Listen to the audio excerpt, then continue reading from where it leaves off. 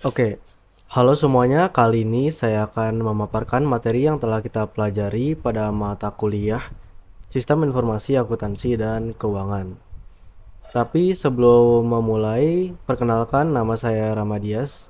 Saya dari kelas 3A Sistem Informasi dengan NPM 22106312567. Pada video kali ini saya akan memaparkan 5 materi dari mata kuliah ini. Yang pertama ada fiat dan tax, lalu sistem pembayaran elektronik, yang ketiga ada sistem P2P lending dan crowdfunding, yang keempat ada sistem investasi, lalu yang terakhir ada sistem transfer uang. Oke, dengan dibuatnya video ini diharapkan kita dapat memahami lebih dalam atas apa yang telah kita pelajari sebelumnya. Oke, langsung kita mulai aja. Oke, tapi sebelum memulai materi, saya akan menjelaskan dulu nih tentang apa itu Sistem Informasi Akuntansi dan Keuangan. Sistem Informasi Akuntansi dan Keuangan adalah elemen penting dalam menjalankan kegiatan bisnis dan organisasi. SIAK adalah suatu sistem yang mengintegrasikan prosedur, perangkat lunak, dan komponen lainnya untuk mengelola informasi keuangan. Dengan pemahaman yang lebih mendalam tentang SIAK, kita dapat melihat bagaimana SIAK berperan dalam konteks fiat dan pajak. SIAK menggabungkan berbagai aspek dalam pengelolaan informasi keuangan, termasuk pengumpulan, pengolahan, dan pelaporan data. Berikut ini adalah beberapa elemen penting dalam pemahaman SIAK. Yang pertama adalah pengumpulan informasi. SIAK mencakup prosedur untuk mengumpulkan data keuangan dari berbagai sumber, seperti penjualan, pembelian, transaksi lainnya. Informasi ini bisa berasal dari berbagai departemen dalam organisasi. Lalu yang kedua adalah pengolahan informasi. Setelah data terkumpul, SIAK akan mengolah dengan menggunakan perangkat lunak dan alat yang sesuai. Proses pengolahan ini dapat mencakup perhitungan seperti perpajakan, penggajian karyawan, dan lainnya. Lalu yang ketiga ada pelaporan informasi. Hasil dari pengolahan data keuangan tersebut kemudian disajikan dalam bentuk laporan. Laporan ini bisa berupa laporan keuangan seperti neraca, laporan laba rugi, dan laporan arus kas. Laporan ini membantu manajemen dan pemangku kepentingan lainnya untuk memahami kinerja keuangan organisasi.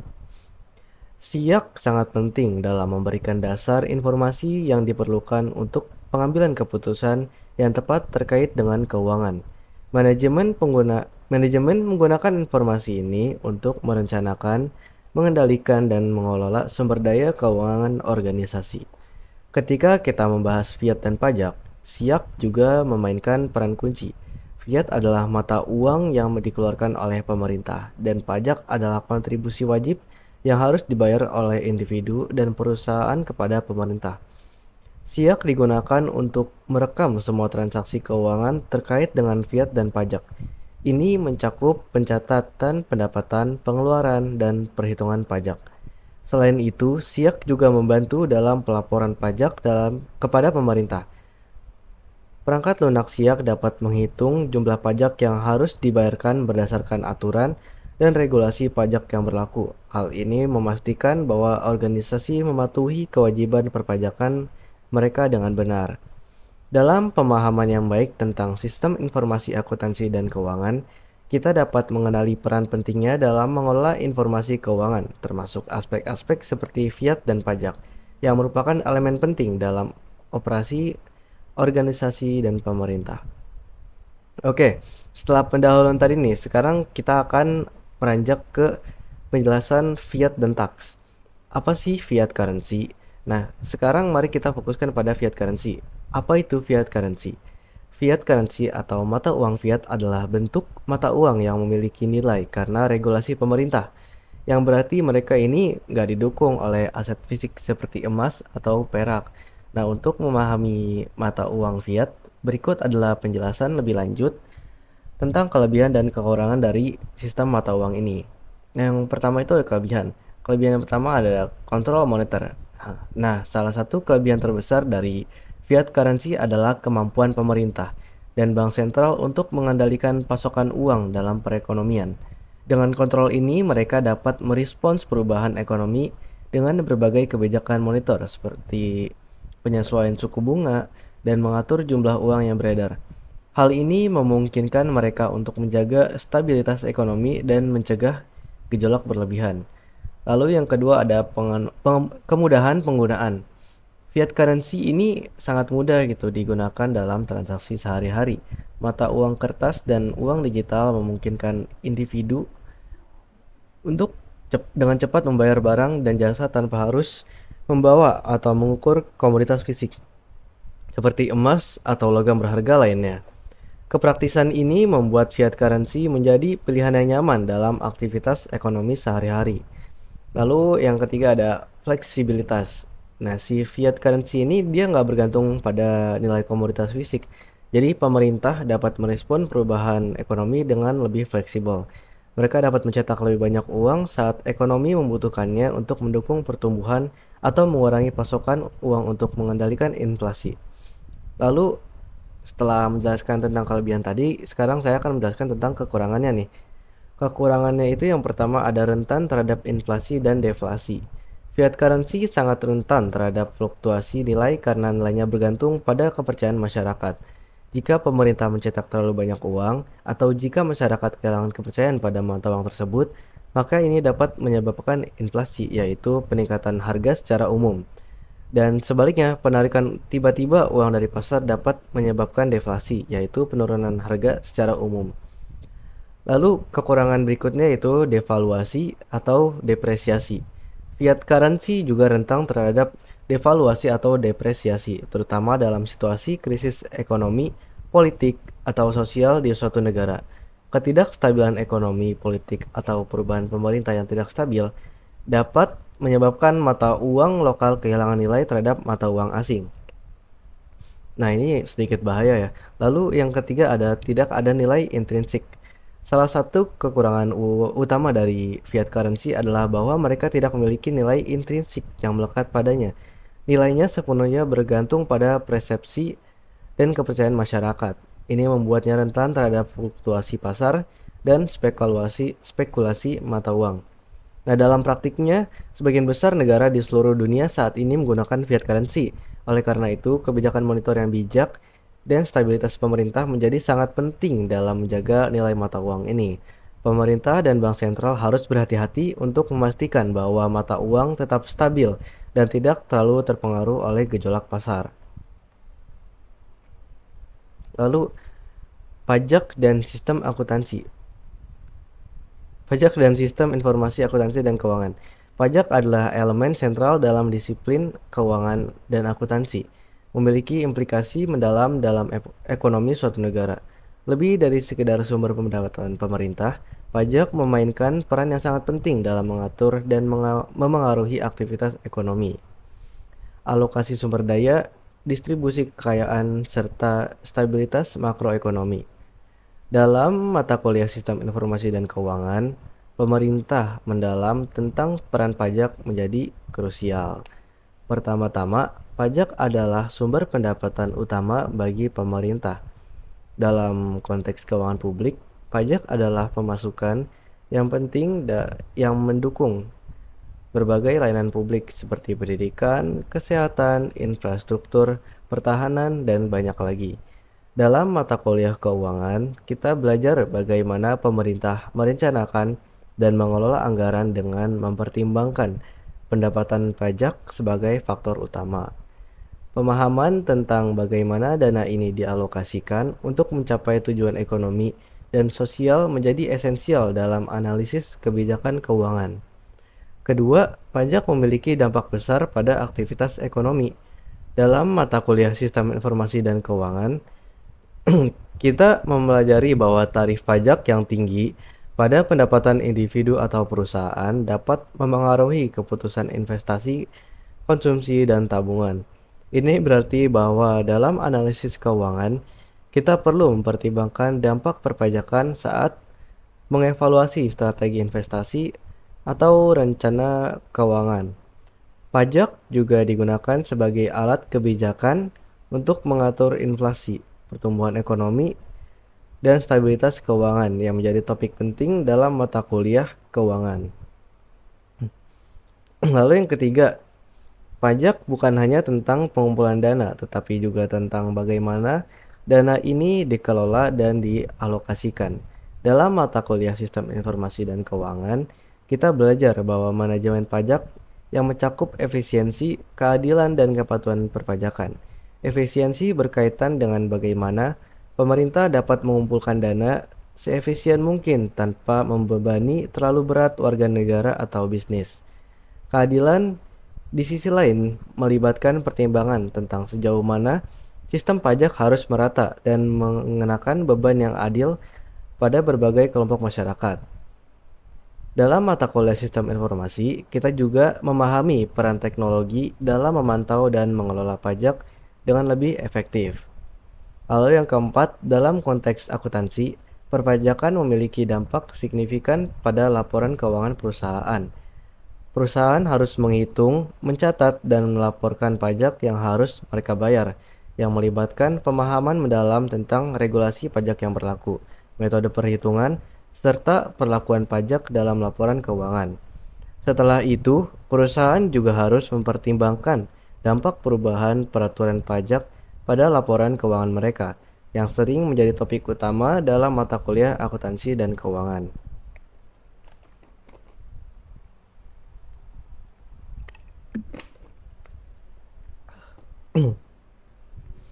Kelima, perpajakan bisnis dan investasi dalam konteks mata kuliah Sistem Informasi dan Keuangan juga memiliki implikasi internasional yang signifikan. Bisnis sering beroperasi di berbagai yurisdiksi yang memiliki aturan perpajakan yang berbeda. Ini menciptakan tantangan dalam manajemen pajak lintas batas dan memerlukan pemahaman tentang perjanjian perpajakan ganda, penghindaran pajak internasional, serta regulasi internasional terkait perpajakan. Dalam mata kuliah Sistem Informasi, kita memahami bagaimana teknologi dapat digunakan untuk mengelola pajak di lingkungan bisnis yang semakin global. Dalam Sistem Informasi Akuntansi dan Keuangan, perpajakan menjadi elemen yang sangat penting untuk dipantau dan dikelola dengan baik. Sistem informasi akuntansi harus mampu mengintegrasikan data perpajakan dengan laporan keuangan, memungkinkan perusahaan untuk memahami dampak pajak pada kinerja keuangan mereka. Selain itu, sistem ini juga harus memastikan kepatuhan perpajakan dan memberikan alat yang diperlukan untuk pelaporan yang akurat pada otoritas pajak.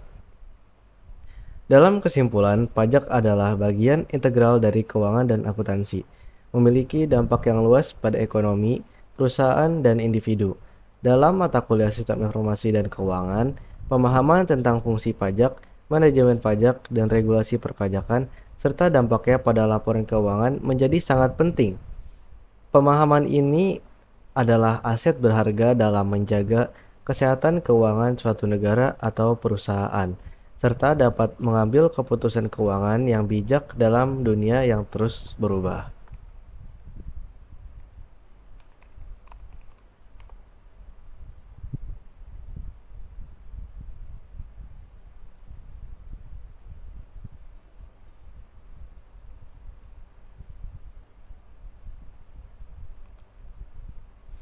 Lalu saya akan bahas tentang peran sistem informasi akuntansi dalam pajak.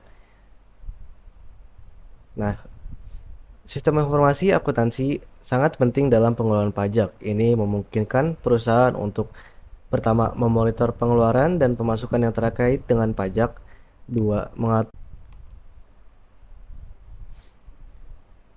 mungkin untuk yang pertama memonitor pengeluaran dan pemasukan yang terkait dengan pajak, lalu menghitung jumlah pajak yang harus dibayar, melaporkan pajak dengan benar kepada otoritas pajak, mengelola dokumen dan catatan pajak dengan baik. Lalu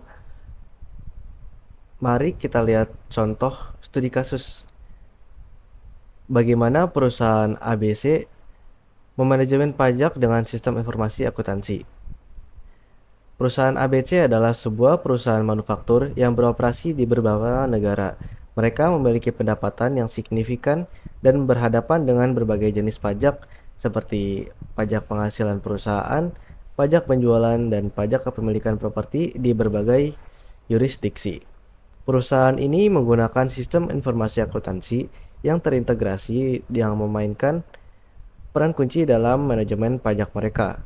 Pelaporan pajak yang akurat memungkinkan perusahaan untuk mencatat dan melaporkan pajak dengan akurat sesuai dengan peraturan di masing-masing yurisdiksi. Ini termasuk pemantauan tarif pajak, perhitungan kewajiban pajak, dan pemisahan pajak yang berlaku di berbagai lokasi operasi. Yang pertama di sini ada manajemen risiko pajak. Sistem informasi akuntansi mereka memungkinkan perusahaan untuk mengidentifikasi potensi risiko pajak. Contoh kasusnya adalah ketika perubahan peraturan pajak di salah satu negara yang dapat memengaruhi kewajiban pajak perusahaan. Dengan SIAK, perusahaan dapat melakukan simulasi dan analisis dampak perubahan ini pada laporan keuangan mereka, sehingga dapat merencanakan tindakan yang diperlukan. Lalu ada pengoptimalan pajak. Perusahaan ABC juga menggunakan sistem informasi akuntansi untuk mengoptimalkan kewajiban pajak mereka. Mereka melakukan analisis keuangan untuk mengidentifikasi peluang penghematan pajak yang sah. Misalnya mereka mungkin memanfaatkan insentif pajak yang ditawarkan untuk investasi dalam teknologi hijau, yang memungkinkan mereka mengurangi beban pajak mereka sambil mendukung inisiatif lingkungan. Lalu kepatuhan pajak yang ketat. Dalam konteks pajak internasional, SIAK membantu perusahaan ini mematuhi peraturan perpajakan yang kompleks. Mereka memantau perjanjian perpajakan ganda, mengelola risiko penghindaran pajak, dan memastikan bahwa operasi lintas batas mereka mematuhi aturan perpajakan setiap yurisdiksi. Lalu yang terakhir ada audit dan pelaporan. SIAK juga memainkan peran penting dalam menghadapi audit pajak. Perusahaan ABC dapat dengan cepat mengakses dan memberikan pajak yang diperlukan untuk audit, meminimalkan risiko denda atau sanksi pajak yang mungkin timbul akibat kelalaian pelaporan. Dalam contoh ini, sistem informasi akuntansi memungkinkan perusahaan ABC untuk mengelola pajak mereka dengan efisien dan efektif, meminimalkan risiko, dan memanfaatkan peluang penghematan pajak yang sah. Sistem ini juga membantu mereka mematuhi regulasi perpajakan di berbagai yurisdiksi di mana mereka beroperasi. Sebagai tambahan, SIAK membantu mereka dalam pengambilan keputusan keuangan yang lebih cerdas dan strategis. Lalu, di sini saya akan membahas tentang pentingnya keamanan dalam sistem informasi akuntansi dan keuangan. Keamanan dalam sistem informasi akuntansi dan keuangan adalah aspek kritis yang tidak boleh diabaikan. Mengingat kita berurusan dengan data keuangan yang sangat sensitif, melindungi informasi ini dari berbagai ancaman keamanan sangat penting. Mari kita eksplorasi lebih lanjut mengapa keamanan sangat vital dalam konteks ini.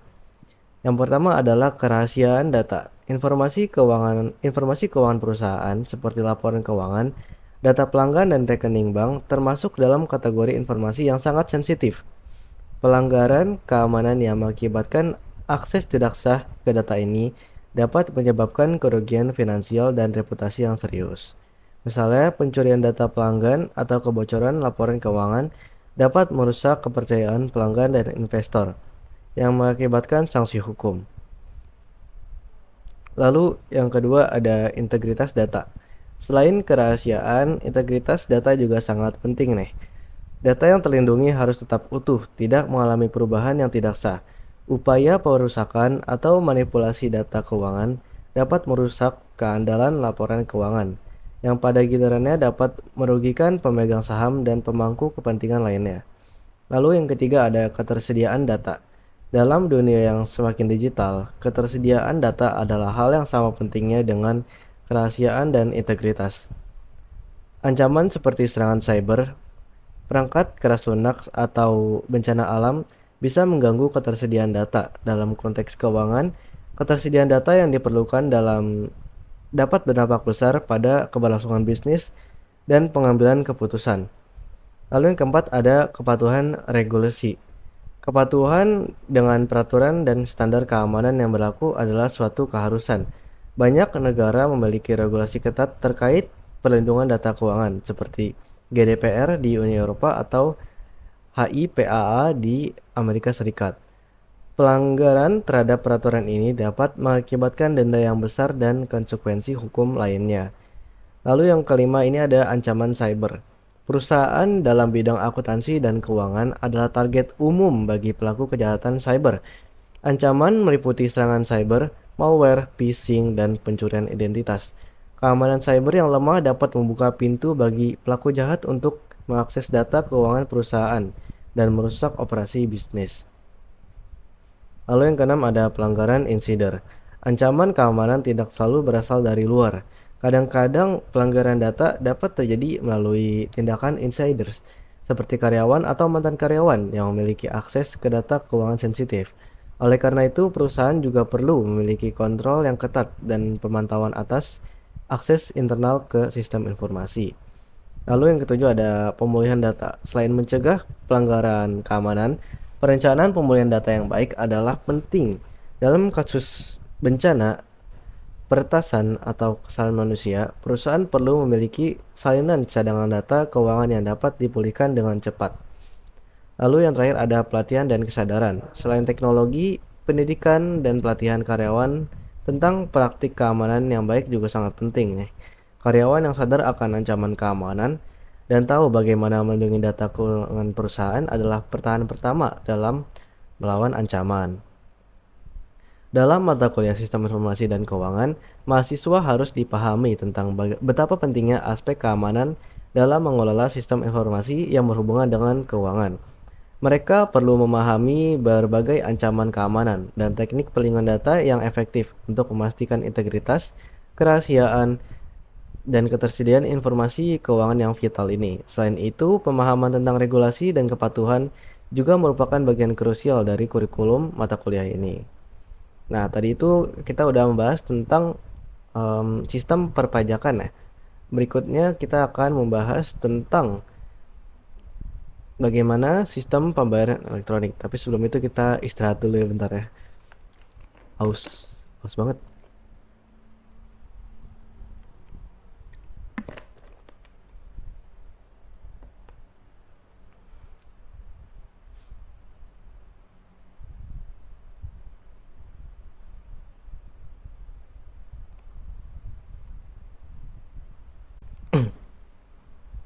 Oke, kita lanjut ya. Kita akan lanjut ke sistem pembayaran elektronik.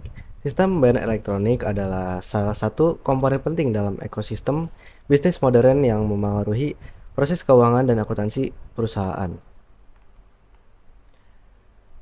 Sistem ini mencakup berbagai teknologi dan metode pembayaran yang tidak melibatkan uang tunai, fisik, atau cek. Berikut ini adalah gambaran lengkapnya. Sistem pembayaran elektronik atau e-payment mengacu pada penggunaan teknologi digital dan perangkat elektronik untuk melakukan transaksi keuangan. Ini mencakup berbagai metode seperti kartu kredit, debit, transfer bank elektronik, dompet digital, dan cryptocurrency. Sistem pembayaran elektronik memungkinkan konsumen dan perusahaan untuk membayar barang dan jasa secara elektronik yang memungkinkan efisiensi, kecepatan, dan kemudahan dalam proses transaksi.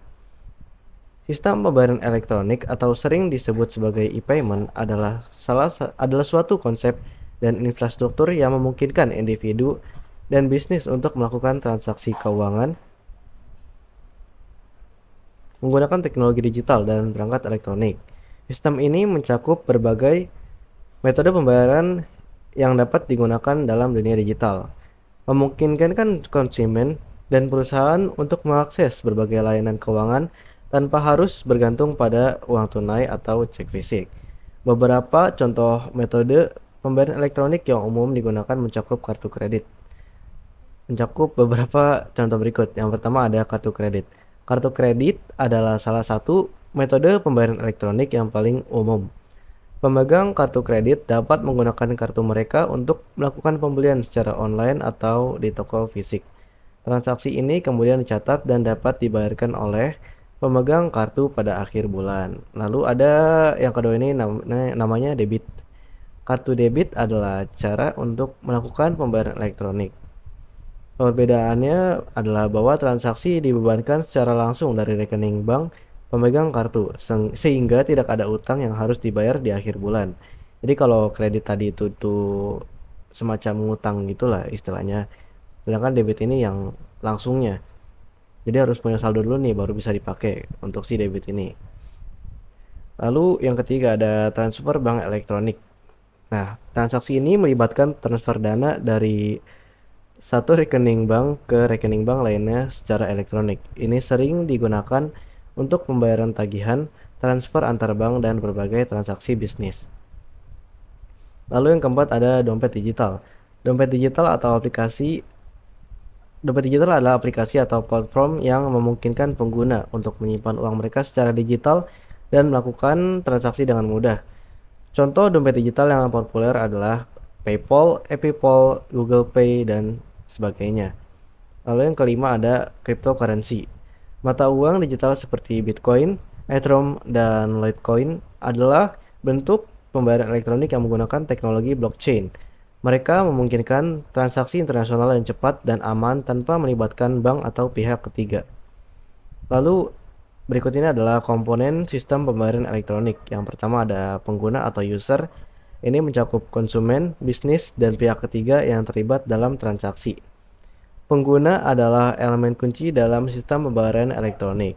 Lalu yang kedua ada perangkat elektronik atau electronic devices.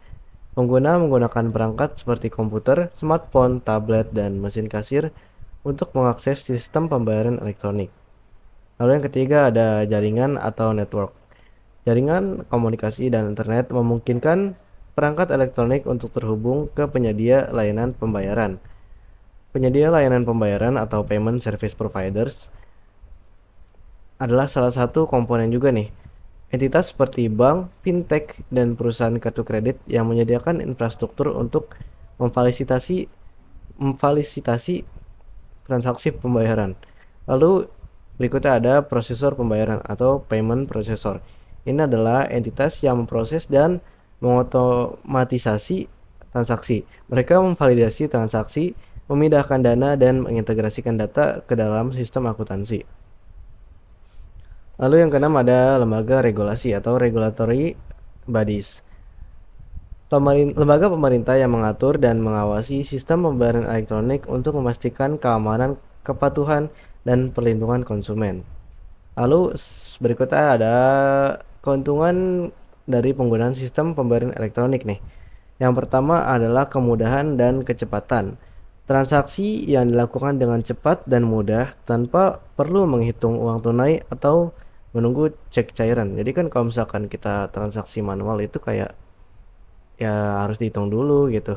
Nah, kalau misalkan salah hitung juga itu kan jadi PR sendiri gitu. Sedangkan kalau di sistem pembayaran elektronik ini dia tuh otomatis kalian bayarnya berapa ya otomatis masuk gitu ke datanya. Lalu ada rekam jejak atau audit trail. Nah, sistem ini mencatat setiap transaksi, memudahkan pemantauan, audit, dan pelaporan keuangan. Nah, kalau misalkan kita pakai transaksi menggunakan uang fiat gitu, itu perlu menulis sendiri tuh transaksinya bagaimana, kapan, berapa, dan siapa. Sedangkan kalau misalkan menggunakan sistem pembayaran elektronik, ini otomatis tercatat siapa yang bayar, siapa yang nerima, berapa totalnya, pajaknya berapa, itu otomatis ada gitu. Lalu yang ketiga di sini ada keamanan. Teknologi keamanan canggih seperti enkripsi dan autentikasi dua faktor dapat menjaga transaksi tetap aman. Kalau misalkan kalau misalkan kita menggunakan uang fisik gitu seperti uang fiat, keamanan ini juga tetap dipertanyakan. Kayak bisa aja tiba-tiba uang kita diambil atau mungkin pas kita melakukan pembayaran kita udah bayar sebenarnya tapi karena nggak ada datanya si penerima itu dia mengaku-ngaku bahwa kamu sebenarnya belum bayar atau gimana-gimana. Nah, ini akan menjadi faktor keamanan yang berat untuk penggunaan uang fiat tuh. Sedangkan untuk pembayaran elektronik itu semuanya tercatat, semua itu ada buktinya. Jadi aman lah dan kalau misalkan kita mungkin iya bisa ada hacker yang bisa mencuri uang kita tapi dengan autentikasi dua faktor ini hal tersebut dapat dicegah gitu. Lalu ada efisiensi biaya.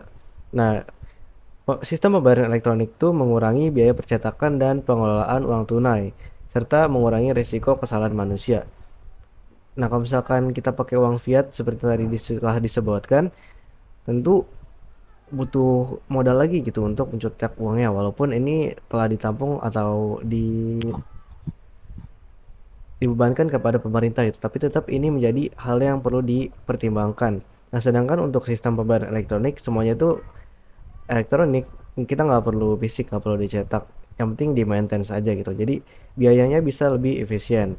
Lalu keuntungan berikutnya itu adalah akses global. Nah, transaksi dapat digunakan di seluruh dunia, memungkinkan bisnis untuk mengakses pasar global. Nah, kalau misalkan kita pakai mata uang fiat, tentu setiap negara tuh beda-beda. Kayak di Indonesia kita pakai rupiah, sedangkan di Malaysia pakai ringgit. Gimana kalau negara-negara lainnya? Tentu itu akan ribet gitu. Kita perlu menukarkan uang-uang tersebut sesuai dengan mata uang negaranya. Nah, sedangkan kalau misalkan kita pakai sistem pembayaran elektronik, semua itu dikonversikannya gampang gitu. Jadi kita bisa melakukan transaksi ke seluruh dunia dengan mudah. Nah, berikutnya saya akan membahas tentang tantangan dari sistem pembayaran elektronik ini.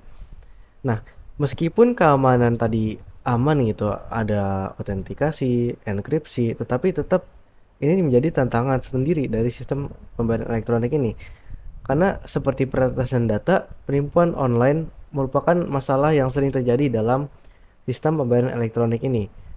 Nah, untuk penipuan ini tuh gampang banget gitu. Misalkan orang pengen beli sesuatu di Facebook misalkan. Nah, kita tuh perlu membutuhkan seorang yang namanya middleman gitu sebagai perantara. Kalau misalkan kita nggak pakai middleman, bisa aja setelah kita bayar, si penjual ini tiba-tiba ngilang atau gimana. Meskipun bisa dilaporkan ke polisi, tapi kan belum tentu uang kita balik juga gitu. Nah, selain itu privasi juga menjadi masalah serius gitu di sistem pembayaran elektronik ini. Jadi kalau misalkan udah diturtas, tentu data-data kita tuh tersebar gitu. Lalu ada juga keterbatasan akses. Beberapa daerah atau kelompok masyarakat mungkin tidak memiliki akses yang memadai teknologi tersebut. Seperti di pelosok, mungkin di desa-desa udah ada gitu akses internet, tapi mereka itu masih minim mengenai informasi penggunaan si sistem pembayaran elektronik ini. Jadi ini menjadi tantangan tersendiri dari sistem pembayaran elektronik tersebut. Perlu adanya penyebaran fasilitas gitu yang dilakukan oleh pemerintah dan juga sosialisasi tentang bagaimana sistem pembayaran elektronik ini bekerja. Lalu ada regulasi yang berubah terus nih. Di sistem pembayaran elektronik ini tentu memiliki regulasi. Nah, regulasi-regulasi ini seiring waktu terus berubah. Jadi peraturan tentang sistem pembayaran elektronik ini memerlukan perusahaan yang selalu memantau perubahan ini. Lalu yang terakhir ada volatilitas nilai untuk cryptocurrency ya tentunya. Nah, cryptocurrency ini memiliki nilai yang sangat fluktuatif yang dapat mempengaruhi akuntansi dan manajemen risiko. Kalau misalkan kalian menyimpan uang di pembayaran elektronik tapi tetap dalam bentuk rupiah, itu mungkin aman ya, stabil meskipun tetap ada naik turunnya. Tetapi kalau misalkan kalian simpan di cryptocurrency, tentu itu sering naik turun gitu. Mungkin hari ini uang kalian ada 1 juta kalau dikonversi ke rupiah, tapi bisa aja tiba-tiba besok tuh kalian nggak punya uang sama sekali. Lalu kita akan membahas tentang implikasi pada sistem informasi akuntansi dan keuangan. Yang pertama ada integrasi sistem. Nah, perusahaan harus memastikan bahwa sistem pembayaran elektronik terintegrasi dengan sistem informasi akuntansi mereka agar transaksi tercatat dengan benar. Lalu ada akuntansi dan pajak. Peraturan pajak untuk transaksi elektronik mungkin berbeda gitu. Nah, perusahaan harus memastikan ketaatannya benar. Lalu yang ketiga ada analisis data. Sistem pembayaran elektronik menghasilkan banyak data yang dapat digunakan untuk analisis keuangan dan permodalan. Nah, ini juga bisa digunakan sebagai acuan gitu untuk membuat keputusan-keputusan berikutnya dari data-data yang telah dibuat ini. Lalu ada manajemen risiko. Perusahaan itu harus mengelola risiko terkait dengan transaksi elektronik, termasuk risiko keamanan. Nah, dalam mata kuliah Sistem Informasi Akuntansi dan Keuangan, mahasiswa akan mempelajari cara mengintegrasikan sistem pembayaran elektronik ke dalam proses akuntansi keuangan dan mengelola implikasi keuangan yang terkait. Penting juga untuk memahami peran regulasi dan keamanan dalam lingkungan transaksi elektronik yang kompleks. Nah, itu tadi adalah sistem pembayaran elektronik ya dalam mata kuliah kita. Berikutnya itu kita akan membahas bagaimana sistem P2P lending dan crowdfunding. Tapi sebelum itu kita tentu istirahat lagi. Oke, sebentar ya.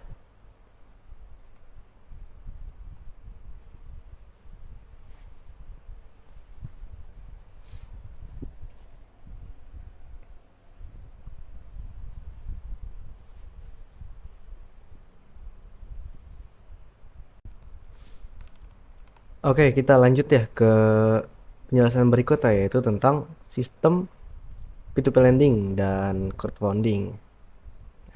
P2P lending dan crowdfunding telah muncul sebagai revolusi di dunia keuangan yang telah mengubah secara fundamental paradigma tradisional tentang peminjaman uang dan pengumpulan modal untuk proyek atau usaha. Mereka telah menyediakan solusi inovatif dan inklusif bagi individu dan bisnis yang mencari akses ke sumber dana tanpa harus melibatkan lembaga keuangan konvensional. Dalam era di mana teknologi informasi menjadi inti dari hampir setiap aspek kehidupan kita, P2P lending dan crowdfunding adalah bukti konkret bagaimana teknologi mengubah dan memajukan dunia keuangan. Kehadiran P2P lending dan crowdfunding tidak hanya menciptakan perubahan dalam dinamika peminjaman dan pembiayaan, tetapi juga telah menciptakan dampak yang signifikan pada ekonomi global dan bisnis. Bagi mahasiswa dalam mata kuliah Sistem Informasi Akuntansi dan Keuangan, pemahaman mendalam tentang P2P lending dan crowdfunding telah menjadi suatu keharusan. Ini karena sistem ini memainkan peran sentral dalam transformasi ekonomi digital yang semakin berkembang. Kita akan menjelajahi bagaimana sistem ini bekerja, konsep dasarnya, prinsip-prinsip yang mendasarinya, serta bagaimana manfaat dan tantangan yang ada dalam konsep P2P lending dan crowdfunding. Dalam pengembangan lebih lanjut, kita akan mengeksplorasi dampak positif dari P2P lending dan crowdfunding dalam memfasilitasi akses ke modal, memperluas peluang bisnis dan mengurangi hambatan finansial. Namun kita juga akan mengidentifikasi tantangan seperti risiko, regulasi, dan keamanan yang mungkin terjadi dalam konteks ini. Dengan demikian, materi ini memberikan wawasan yang komprehensif tentang peran yang semakin penting dari P2P lending dan crowdfunding dalam dunia keuangan dan bisnis kontemporer.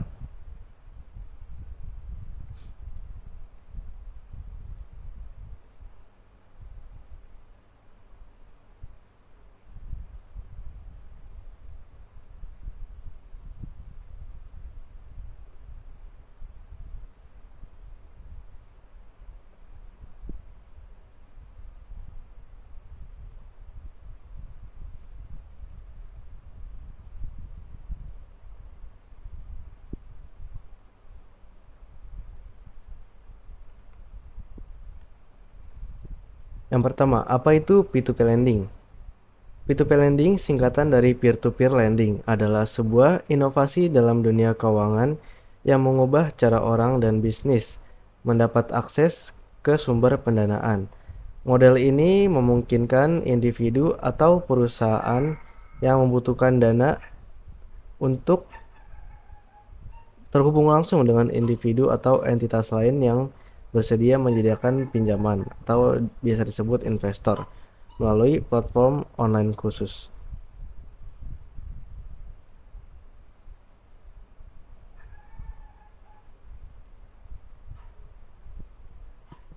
P2P lending memiliki sejumlah karakteristik yang membedakannya dari lembaga keuangan tradisional. Pertama, ia menghapus perantara keuangan seperti bank atau lembaga keuangan lainnya, sehingga mengurangi biaya dan kompleksitas dalam proses peminjaman dan investasi.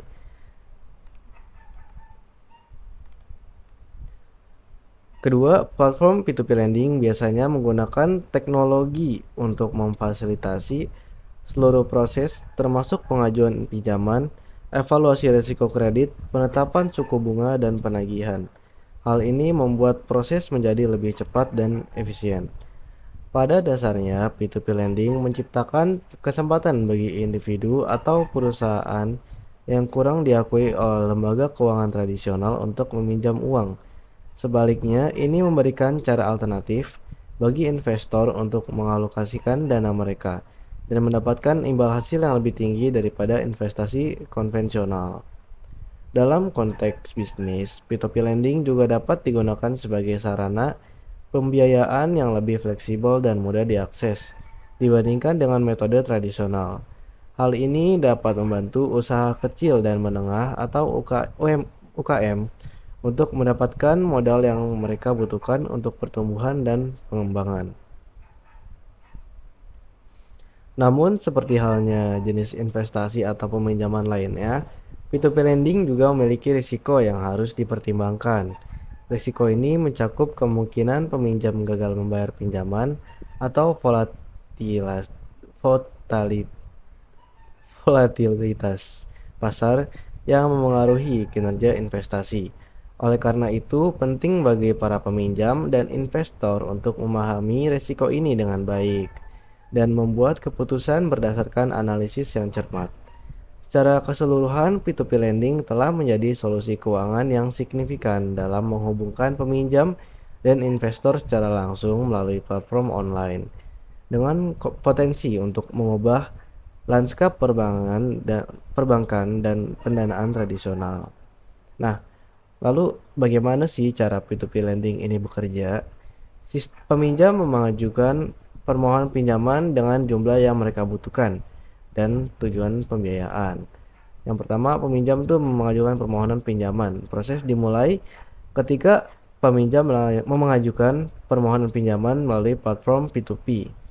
Mereka akan menyebutkan jumlah dan mereka butuhkan dan juga tujuan pembiayaan tersebut. Informasi ini akan membantu para calon investor dalam membuat keputusan yang tepat saat memilih peminjam yang ingin mereka dukung. Lalu berikutnya ada penilaian risiko kredit peminjam dan penetapan suku bunga. Setelah peminjam mengajukan permohonan, platform P2P akan melakukan evaluasi risiko kredit peminjam. Ini melibatkan pengecekan kredit, pengujian kemampuan peminjam untuk membayar kembali pinjaman, dan menentukan suku bunga yang sesuai. Suku bunga ini mungkin disesuaikan berdasarkan risiko yang terkait dengan peminjam, di mana peminjam dengan profil risiko lebih tinggi mungkin digunakan suku bunga lebih tinggi. Lalu pemilihan peminjam oleh investor. Investor yang bisa menjadi individu atau bisnis kemudian memeriksa daftar peminjam yang tersedia di platform. Mereka memilih peminjam berdasarkan profil risiko peminjam, tujuan investasi mereka, dan suku bunga yang ditawarkan.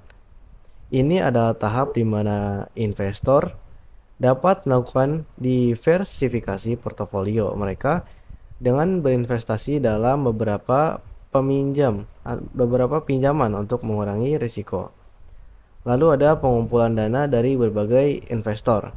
Nah, setelah investor memutuskan untuk mendukung peminjam tertentu, dana mereka akan digabungkan dengan dana dari investor lainnya yang juga memilih peminjam yang sama atau berbeda. Hal ini memungkinkan pinjaman peminjam untuk terpenuhi dengan jumlah yang dibutuhkan. Proses pengumpulan dana ini biasanya mencerminkan prinsip dasar P2P lending, yaitu pinjaman yang didanai oleh kerumunan atau investor. Peminjam membayar pinjaman dan distribusi pembayaran. Ini adalah tahap terakhir, yaitu peminjam kemudian membayar pinjamannya sesuai dengan jadwal yang telah ditentukan, termasuk pembayaran bunga dan cicilan pokok. Platform P2P bertanggung jawab untuk mengelola proses pembayaran ini. Dana yang diterima dari peminjam kemudian didistribusikan kepada investor sesuai dengan bagian mereka dalam pinjaman tersebut. Proses ini menciptakan hubungan saling menguntungkan antara peminjam dan investor, di mana peminjam mendapatkan akses ke dana yang mereka butuhkan tanpa harus melibatkan lembaga keuangan tradisional, dan investor memiliki kesempatan untuk mendapatkan pengembalian yang kompetitif atas investasi mereka. P2P lending juga memanfaatkan teknologi untuk mempermudah dan mengotomatiskan banyak aspek di proses ini, sehingga memberikan efisiensi yang signifikan. Lalu, gimana peran sistem informasi akuntansi dalam P2P lending? Nah, sistem informasi akuntansi sangat penting dalam memastikan bahwa semua transaksi tercatat dengan benar dan memungkinkan pelacakan pembayaran, perhitungan bunga, serta penyusunan laporan keuangan yang mereka butuhkan. Hal ini juga membantu menjaga transparansi di antara peminjam dan investor. Berikut ini adalah peran-peran dari SIAK dalam sistem P2P lending. Yang pertama ada pencatatan transaksi yang akurat. SIAK memastikan bahwa setiap transaksi, baik yang terkait dengan peminjam atau investor, tercatat dengan benar. Nah, hal ini mencakup pembayaran cicilan, pembayaran bunga, serta semua transaksi keuangan yang terkait dengan peminjaman. Pencatatan yang akurat adalah kunci untuk menjaga integritas dan keandalan data keuangan di platform P2P. Lalu perhitungan bunga dan pembayaran. SIAK digunakan untuk menghitung bunga yang harus dibayarkan oleh peminjam dan juga menghitung penghasilan yang akan diterima oleh investor. Ini memerlukan pemantauan konstan terhadap saldo pinjaman, tingkat bunga, dan jadwal pembayaran. Dengan SIAK, perhitungan ini dapat diotomatisasi, mengurangi risiko kesalahan manusia. Baru ada pelacakan pembayaran. SIAK memungkinkan pelacakan pembayaran oleh peminjam. Hal ini sangat penting karena pembayaran yang tepat waktu dan lengkap adalah kunci dari menjaga kepercayaan investor. SIAK dapat memberikan notifikasi otomatis kepada peminjam yang terlambat membayar, membantu meminimalkan risiko kredit. Lalu ada laporan keuangan. SIAK digunakan untuk menyusun laporan keuangan yang mendetail dan akurat. Laporan ini mencakup neraca, laporan laba rugi, dan laporan arus kas yang sangat penting untuk mengungkapkan kinerja platform P2P dan menjaga kredibilitas di mata regulator, investor, dan pemegang saham. Lalu ada transparansi dan kepercayaan. SIAK membantu menciptakan tingkat transparansi yang tinggi antara peminjam dan investor. Semua pihak dapat mengakses catatan transaksi, jadwal pembayaran, dan informasi lainnya yang relevan. Ini membantu menjaga kepercayaan di antara para pemangku kepentingan dan memastikan bahwa semua pihak memahami sepenuhnya aspek-aspek finansial pinjaman dan investasi. Lalu berikutnya ada manajemen risiko. SIAK juga berperan dalam manajemen risiko. Dengan data yang tercatat dengan baik dan sistem pelaporan yang akurat, sistem P2P dapat mengidentifikasi potensi risiko kredit dan mengambil tindakan yang tepat untuk mengurangi risiko ini. Lalu yang terakhir ada efisiensi operasional. Penggunaan SIAK juga meningkatkan efisiensi operasional platform P2P. Proses otomatisasi yang diintegrasikan dengan baik membantu mengurangi biaya administrasi dan menghemat waktu. Tentu memungkinkan platform untuk berfungsi lebih lancar. Lalu penting untuk diingat bahwa P2P lending seringkali menghadapi tantangan dalam hal risiko kredit dan perlindungan konsumen. Oleh karena itu, penting bagi platform P2P untuk memiliki sistem informasi akuntansi yang canggih dan mampu mengatasi tantangan-tantangan ini dan memastikan keberlangsungan serta kepercayaan para pelanggan. Lalu setelah kita membahas tentang P2P tadi, berikutnya kita akan membahas tentang crowdfunding. Apa sih crowdfunding itu? Crowdfunding atau penggalangan dana secara kolektif merupakan suatu pendekatan yang memungkinkan berbagai pihak, baik individu maupun organisasi kecil, untuk bersama-sama menyumbangkan dana dalam skala yang lebih luas untuk mendukung proyek, usaha, atau inisiatif yang mereka anggap penting atau menarik. Metode ini telah mendobrak aturan pembiayaan yang lebih konvensional dan memiliki dampak besar terhadap cara kita mendukung beragam jenis proyek. Perlu ditekankan bahwa crowdfunding adalah salah satu bentuk kolaborasi massal yang memungkinkan orang untuk berpartisipasi dalam pembiayaan proyek tanpa harus memiliki jumlah dana besar tersendiri. Inovasi ini memperluas akses pembiayaan kepada berbagai individu yang mungkin tidak memiliki akses ke sumber pembiayaan tradisional seperti pinjaman bank atau investor modal ventura. Sebagai akibatnya, crowdfunding telah memberdayakan kreativitas, inovasi, dan kewirausahaan di seluruh dunia, memungkinkan ide-ide dan proyek-proyek yang sebelumnya sulit mendapatkan dukungan untuk tumbuh dan berkembang. Dalam praktiknya, terdapat beberapa model crowdfunding yang berbeda, termasuk crowdfunding ekuitas, crowdfunding utang, dan crowdfunding imbalan, yang semuanya memberikan insentif atau manfaat berbeda kepada para penyumbang dana. Crowdfunding telah menciptakan peluang baru bagi pengusaha, seniman, aktivis, dan berbagai pihak yang ingin menggalang dana untuk proyek-proyek mereka tanpa harus bergantung pada lembaga keuangan besar atau investor tunggal. Hal ini juga menjadi alat penting untuk menguji minat dan permintaan pasar sebelum mengambil resiko besar dalam pengembangan produk atau proyek yang lebih besar. Selain memberikan manfaat finansial, crowdfunding juga memungkinkan pelaku proyek untuk membangun komunitas pendukung yang kuat dan terlibat dalam proses kreatif atau pengembangan proyek. Ini menciptakan koneksi lebih dalam antara pencipta proyek dan pendukungnya, menciptakan rasa kepemilikan bersama dalam pencapaian kesuksesan proyek. Lalu berikutnya saya akan menjelaskan jenis-jenis dari crowdfunding itu sendiri. Yang pertama yang tadi telah disebutkan, pertama ada crowdfunding utang. Crowdfunding utang ini adalah jenis crowdfunding di mana peminjam atau perusahaan meminta pinjaman dari sejumlah individu atau investor melalui platform crowdfunding. Peminjam berjanji untuk mengembalikan pinjaman tersebut dalam jangka waktu tertentu dengan bunga. Ini mirip seperti pinjaman tradisional.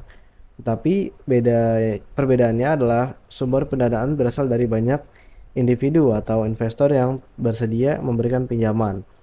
Peminjam biasanya menawarkan bunga atau imbalan keuangan lainnya kepada para pemberi pinjaman. Model ini dapat digunakan oleh perusahaan kecil atau startup yang mungkin memperoleh pinjaman dari lembaga keuangan tradisional. Lalu yang kedua ada crowdfunding ekuitas. Crowdfunding ekuitas adalah jenis crowdfunding di mana individu atau investor membeli saham dalam perusahaan atau proyek yang membutuhkan pendanaan. Dalam model ini, pemilik perusahaan mengeluarkan sebagai kepemilikan saham kepada para investor dalam pertukaran dana. Investor memiliki potensi untuk mendapatkan keuntungan jika perusahaan tumbuh dan meningkatkan nilai saham mereka. Crowdfunding ekuitas sering digunakan oleh startup dan bisnis yang ingin mendapatkan modal tanpa harus membayar bunga atau mengembalikan dana secara khusus, tetapi dengan memberikan kepemilikan saham kepada para investor. Lalu yang terakhir ini ada crowdfunding hadiah.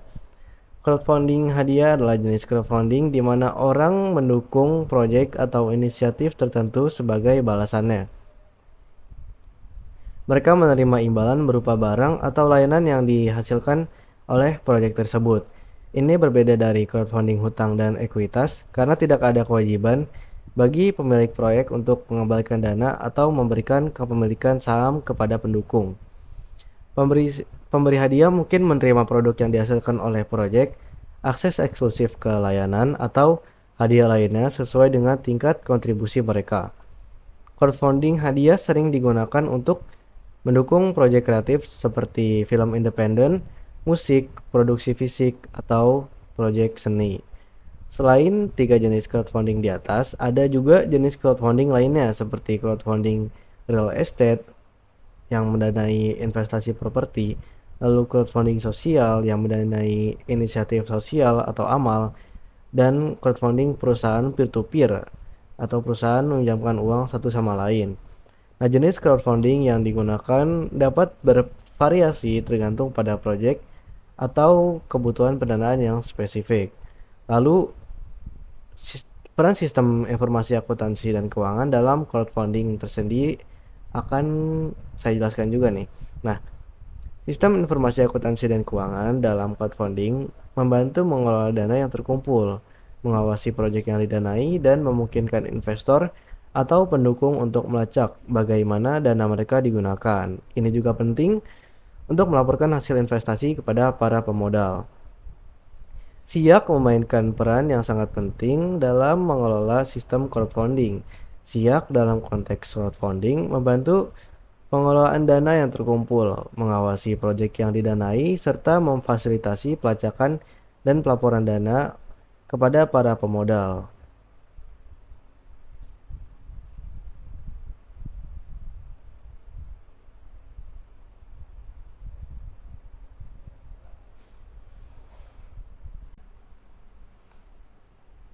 Oke, berikut adalah perpanjangan penjelasan tentang SIAK dalam crowdfunding.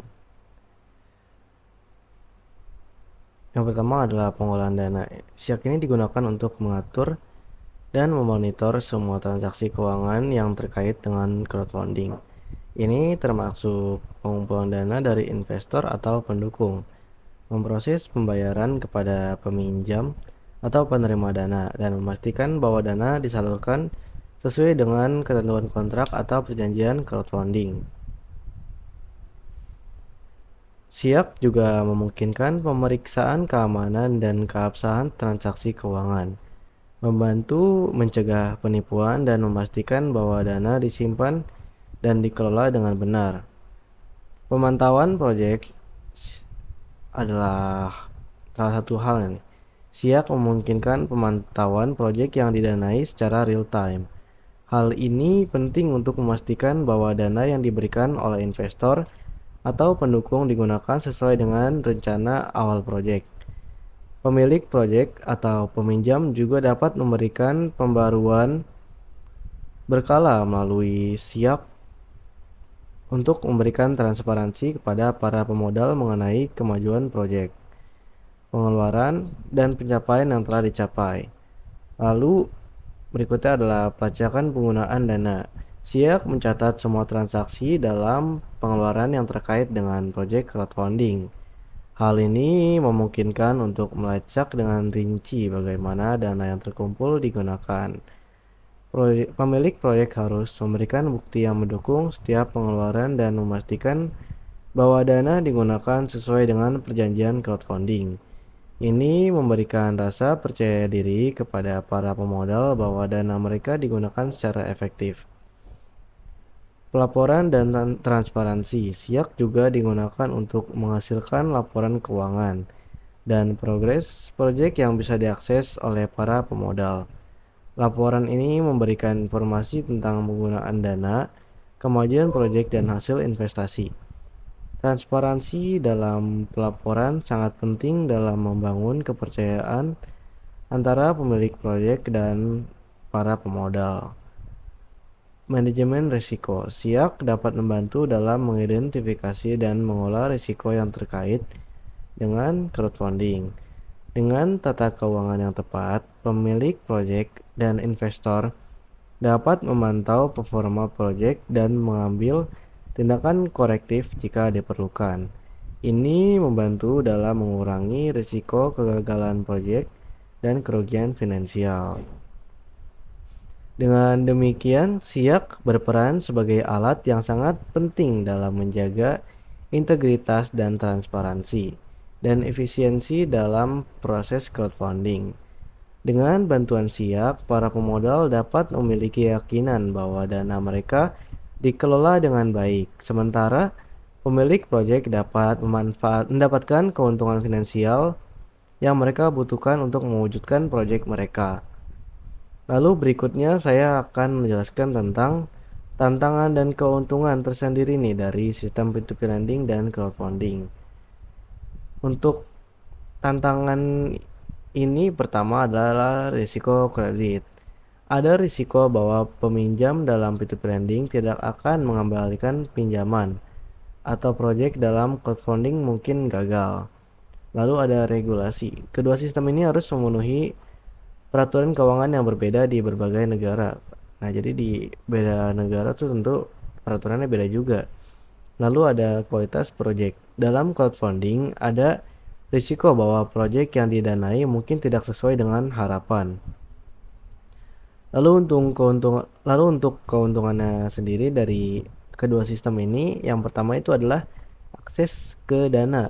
Baik P2P lending maupun crowdfunding, ini membantu individu, usaha kecil dan pemilik proyek mendapatkan akses ke sumber pembiayaan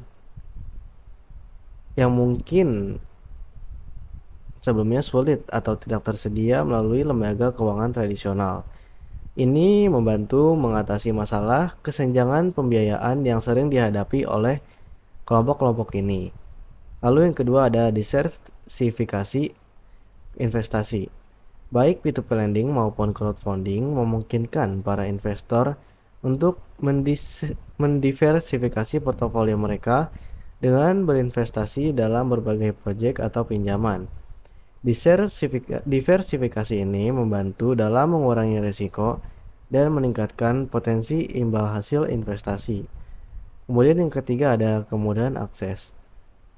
Proses dalam kedua sistem ini dapat dilakukan secara online sehingga memudahkan akses dan partisipasi. Ini memungkinkan individu dan investor dari berbagai lokasi untuk terlibat dalam kegiatan pembiayaan tanpa batasan geografis. Lalu yang keempat ada bunga yang bersaing. P2P lending seringkali menawarkan tingkat suku bunga yang bersaing bagi peminjam. Sementara crowdfunding dapat memberikan investor kesempatan untuk mendukung proyek atau bisnis dengan potensi keuntungan yang tinggi. Lalu yang kelima ada dukungan komunitas. Crowdfunding memungkinkan pencipta atau pemilik proyek untuk membangun dan melibatkan komunitas yang mendukungnya, sementara P2P lending memberikan platform bagi peminjam untuk berinteraksi dengan individu yang ingin membantu. Ini menciptakan keterlibatan emosional dan dukungan yang kuat. Lalu yang keenam ada pemasaran dan promosi. Kampanye crowdfunding juga berfungsi sebagai alat pemasaran yang kuat, membantu menciptakan kesadaran tentang proyek atau produk. Hal ini memungkinkan pemilik proyek untuk berinteraksi dengan calon pelanggan atau penggemar sebelum produk atau layanan diluncurkan. Lalu ada pembiayaan berskala besar, baik P2P lending maupun crowdfunding dapat mendatangkan dana dalam jumlah besar jika kampanye atau pinjaman berhasil.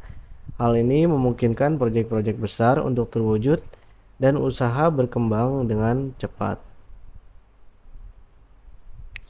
Lalu yang terakhir ada diversifikasi sumber pendanaan. Kedua sistem ini memungkinkan diversifikasi sumber pendanaan.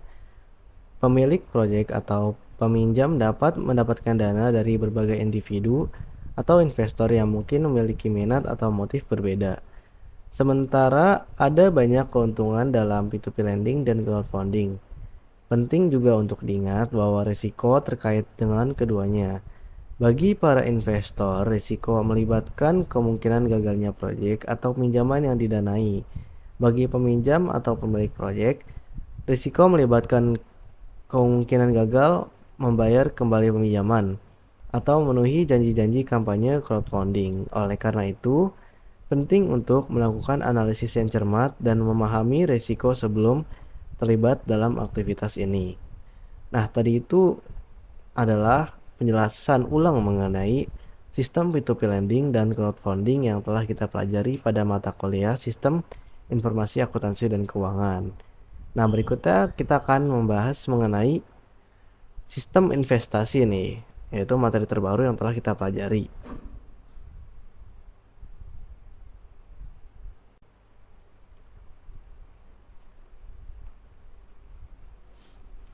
Oke, sekarang kita akan membahas tentang sistem investasi nih. Investasi adalah tindakan alokasi dana dalam suatu aset dengan tujuan memperoleh keuntungan di masa depan. Sistem investasi adalah seperangkat aturan, strategi, dan prosedur yang digunakan untuk mengelola investasi. Dalam materi ini kita akan menggali konsep dasar sistem investasi, jenis investasi, tujuan investasi serta strategi investasi. Nah, investasi ini merujuk pada tindakan atau proses mengalokasikan dana atau modal dalam aset atau proyek tertentu dengan harapan bahwa investasi tersebut akan menghasilkan pengembalian atau keuntungan di masa depan. Dalam konteks ini, aset bisa berupa saham, obligasi, real estate, atau jenis investasi lainnya. Tujuan utama dari investasi adalah untuk menghasilkan pendapatan atau pertumbuhan modal yang merupakan hasil dari pengalokasian dana ini. Nah, berikut adalah tujuan-tujuan dari investasi nih. Yang pertama itu adalah pertumbuhan modal. Investasi bertujuan untuk meningkatkan nilai modal yang diinvestasikan. Ini bisa dicapai melalui peningkatan nilai aset atau keuntungan dari investasi tersebut. Lalu pendapatan pasif. Investasi juga dapat digunakan untuk menghasilkan pendapatan pasif, yaitu pendapatan yang diperoleh dari investasi tanpa perlu terlibat aktif dalam prosesnya. Contoh pendapatan pasif seperti dividen saham, bunga dari obligasi, atau pendapatan seperti properti sewaan. Lalu tujuan yang ketiga yaitu melindungi nilai uang dari inflasi. Investasi juga dapat berperan dalam melindungi nilai uang dari inflasi. Dengan meningkatnya harga-harga barang dan jasa seiring waktu, nilai uang dapat berkurang. Investasi yang menghasilkan imbal hasil yang melebihi tingkat inflasi membantu melindungi nilai uang tersebut. Lalu berikutnya adalah risiko dan imbal hasil. Konsep risiko dan imbal hasil sangat penting dalam investasi. Semakin besar risiko yang diambil dalam investasi, semakin besar potensi imbal hasilnya. Dalam konteks investasi, risiko merujuk pada kemungkinan mengalami kerugian atau fluktuasi nilai investasi. Investasi dengan risiko tinggi seperti saham perusahaan startup atau investasi di pasar saham yang bergejolak biasanya memiliki potensi imbal hasil yang tinggi. Ini berarti bahwa meskipun ada risiko kerugian yang signifikan, ada juga potensi untuk memperoleh keuntungan besar. Lalu, saya akan membahas tentang strategi dari investasi nih. Yang pertama ada diversifikasi. Diversifikasi adalah suatu strategi yang sangat penting dalam dunia investasi. Tujuan utamanya adalah untuk mengurangi risiko dalam portofolio investasi Anda. Nah, gimana sih caranya? Nah, diversifikasi ini dilakukan dengan membagi atau mengalokasikan dana ke berbagai jenis investasi dan kelas aset yang berbeda. Dengan melakukan diversifikasi ini, kalian menciptakan variasi dalam portofolio. Nah, sehingga kalau satu investasi mengalami penurunan nilai atau kerugian, investasi lainnya mungkin mengalami pertumbuhan atau keuntungan. Dengan kata lain, diversifikasi membantu melindungi portofolio kalian nih dari kerugian besar yang bisa terjadi jika hanya mengandalkan satu jenis investasi saja. Nah, misalkan kita ngelakuin diversifikasi portofolio dengan mengalokasikan sebagian dana ke saham, sebagian ke obligasi, sebagian ke real estate, dan mungkin sebagian ke instrumen keuangan lainnya. Nah, diversifikasi juga dapat mencakup berbagai industri, sektor ekonomi, dan wilayah geografis. Dengan demikian, jika salah satu bagian dari portofolio kita mengalami masalah nih, yang lainnya tuh tetap stabil atau bahkan tumbuh. Nah, ini bisa ngebantu kita dalam meminimalkan risiko investasi secara keseluruhan. Kemudian saya akan bahas tentang alat investasi. Yang pertama itu ada broker dan platform perdagangan. Broker dan platform perdagangan adalah alat yang sangat penting dalam dunia investasi. Mereka ini berperan sebagai perantara antara kita sebagai investor dan pasar keuangan. Ini adalah tempat di mana kita dapat membeli dan menjual berbagai aset investasi seperti saham, obligasi, mata uang, dan komoditas, dan banyak lagi. Broker dan platform perdagangan memberi akses yang diperlukan ke pasar keuangan dan juga menawarkan berbagai opsi investasi. Broker adalah entitas atau individu yang memiliki izin dan wewenang untuk melakukan transaksi investasi atas nama kita. Nah, mereka menerima instruksi dari kita, menghubungkan kita ke pasar, dan mengeksekusi pesanan yang kita pesan. Sementara itu, platform perdagangan adalah perangkat lunak atau layanan online yang memungkinkan kita untuk mengakses pasar keuangan, menganalisis data, dan melakukan perdagangan. Platform ini seringkali memiliki alat dan fitur tambahan yang dapat membantu kita dalam pengambilan keputusan investasi.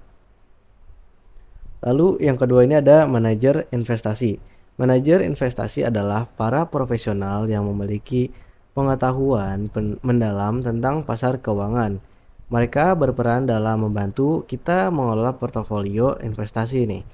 Manajer investasi dapat bekerja secara mandiri atau dalam perusahaan manajemen investasi. Peran mereka adalah memberikan saran dan paduan tentang alokasi aset yang optimal, strategi investasi yang sesuai dengan tujuan kita, dan pengawasan terhadap perkembangan portofolio kita. Manajer investasi memiliki pengetahuan dan pengalaman untuk mengidentifikasi peluang investasi dan potensial serta mengurangi risiko. Nah, mereka ini akan memahami profil risiko dan tujuan keuangan kita untuk merancang portofolio yang sesuai. Dalam banyak kasus, investor memilih untuk bekerja sama dengan manajer investasi karena mereka dapat menghemat waktu dan upaya yang diperlukan untuk penelitian, analisis, dan pemantauan terus-menerus atas portofolio mereka. Nah, dengan demikian, manajer investasi dapat menjadi mitra berharga dalam mencapai tujuan investasi kita. Nah, investasi adalah sarana penting dalam mencapai tujuan keuangan pribadi atau bisnis. Apakah investasi Apakah kita mencari cara untuk menghasilkan keuntungan jangka pendek atau merencanakan pensiun yang aman? Pemahaman tentang sistem investasi sangat penting tentunya. Nah, dalam perjalanan investasi kita penting untuk selalu memiliki pemahaman yang kuat tentang risiko dan imbal hasil yang terkait dengan berbagai jenis investasi. Jadi jangan ragu untuk mencari nasihat dari para profesional keuangan jika kita merasa perlu. Nah, perlu diingat bahwa investasi adalah langkah cermat dan perlu merencanakan sesuai dengan tujuan dan profil risiko kita. Dengan diversifikasi yang baik dan pemahaman yang mendalam, kita dapat mengelola risiko dan mencapai tujuan finansial kita dengan lebih baik. Terus belajar dan terus mengembangkan pengetahuan kita dalam dunia investasi karena pasar keuangan selalu berubah. Lalu yang terakhir perlu diingat bahwa investasi adalah perjalanan panjang dalam menghadapi fluktuasi pasar. Kesabaran adalah kunci. Dengan disiplin dan strategi yang tepat, kita dapat mencapai kesuksesan investasi jangka panjang. Semoga pengetahuan ini membantu kita dalam perjalanan investasi ke masa depan yang lebih cerah. Oke, kita sekarang masuk ke materi yang terakhir nih, yaitu tentang sistem transfer uang. Sistem transfer uang adalah elemen kunci dalam sistem informasi akuntansi dan keuangan yang memfasilitasi perpindahan dana antara entitas atau pihak yang berbeda.